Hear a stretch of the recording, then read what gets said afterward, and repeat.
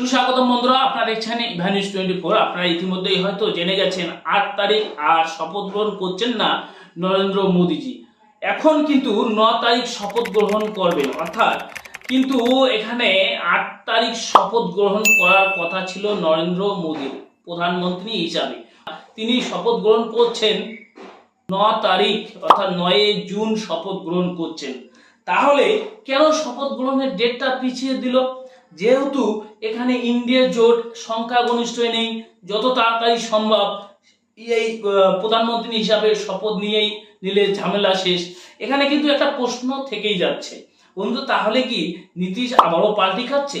আজকে আমরা এই ভিডিওতে একটা বিস্তারিত আপনাদের জানাচ্ছি, তাই ভিডিওটি না টেনে আপনারা শেষ পর্যন্ত দেখবেন। আর এখনো পর্যন্ত আমার চ্যানেলটিকে যারা সাবস্ক্রাইব করেননি, অবশ্যই আমার চ্যানেলটিকে সাবস্ক্রাইব করে বেল বাটনটি অন করে রাখুন। বন্ধুরা চলুন এখানে আপনাদের একটা গুরুত্বপূর্ণ আপডেট দিয়ে রাখি। 8 তারিখ যে প্রধানমন্ত্রী শপথ গ্রহণ করার কথা ছিল, সেই আজ শপথ গ্রহণ 8 তারিখ করতে পারছেন না, 9 তারিখ শপথ গ্রহণ করছেন। কিন্তু শপথ গ্রহণ করার কারণটা কি? অন্ধ্রপ্রদেশে তেলেঙ্গানা দেশাম পার্টি যে রয়েছেন, যার লিডার রয়েছেন এন চন্দ্র নাইডু, এই এন চন্দ্র নাইডু আর যে বিহারের নীতিশ কুমার যে রয়েছেন, তার কাছে কিন্তু 12টা সিট রয়েছেন, আর এন চন্দ্র নাইডুর কাছে কিন্তু 16টা সিট রয়েছে। এই টোটাল হয়ে রয়েছেন 28টা সিট। এই 28টা সিট যেদিকে যাবে, যদি ইন্ডিয়া জোটের ওইদিকে যায়, তাহলে ইন্ডিয়া জোট কিন্তু প্রধানমন্ত্রী গঠন করতে চলেছে। এবং এই যে এরা দুজন 28টা সিট নিয়ে যদি আবার ইন্ডিয়া জোট অর্থাৎ প্রধানমন্ত্রী বিজেপির সঙ্গে যোগ দেয়, তাহলে কিন্তু প্রধানমন্ত্রী হিসেবে আবারও এই নরেন্দ্র দামোদর মোদীজি শপথ গ্রহণ করতেছে। তাহলে এখানে প্রশ্ন থাকছে, তাহলে ব্যাক হলো কেন, অর্থাৎ ডেটটা পিছলো কেন? এখানে আমরা বিশেষ সূত্রে যেটা জানতে পাচ্ছি যে নীতিশ কুমার এবং এন চন্দ্র নাইডুর সঙ্গে সমঝোতা করতে পারছেন না নরেন্দ্র মোদী। এখানে তার অনেকগুলো দাবি দাবা রয়েছে নীতিশের এবং এন চন্দ্র নাইডুর। কেউ চাচ্ছেন উপপ্রধানমন্ত্রী, যদি উপপ্রধানমন্ত্রী নীতিশ হয়, তাহলে এন চন্দ্র নাইডু কি করবেন? এন চন্দ্র নাইডুর তো 16টা সিট রয়েছে এবং নীতিশের তো 12টা সিট রয়েছে। নীতিশ চাচ্ছে আমি উপপ্রধানমন্ত্রী হব, তাহলে এন নাইডু কি করবেন? আমার তো 16টা সিট রয়েছে। এবং এখানে তাদের ঝামেলা, এমনকি স্পিকারের পদ পর্যন্ত চাচ্ছেন, যেগুলো একদম গুরুত্বপূর্ণ পদ সেগুলো চাচ্ছেন। তাদের অনেক চাওয়া পাওয়া রয়েছে।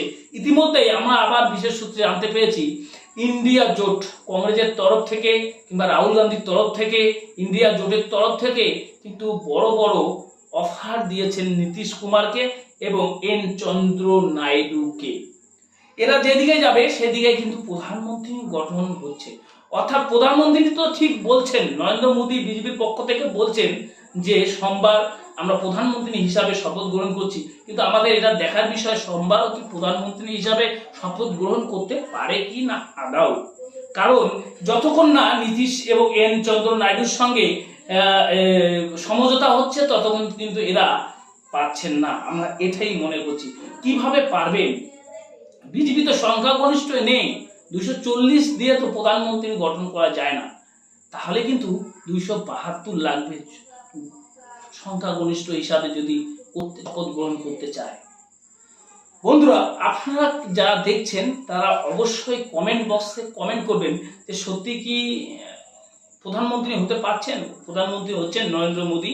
আর যদি নরেন্দ্র মোদী প্রধানমন্ত্রী হয়, আমরা অতীতে দেখেছি নরেন্দ্র মোদী বলেছেন আমি ভগবান পাঠানো দূত, আমি ভগবান ঈশ্বরের কাজের জন্য এসেছি। তাহলে ঈশ্বরের কাজের জন্য ভগবান পাঠানো দূত মানুষের হেল্প নেবে কেন? সে তো মানুষের হেল্প করবে।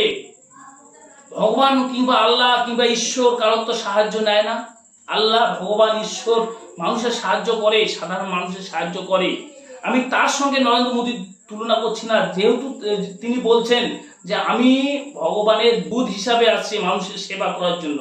তাহলে অন্যের সাহায্য নেবে কেন? তিনি তো মানুষের সাহায্য করবেন, মানুষের সেবা করবেন।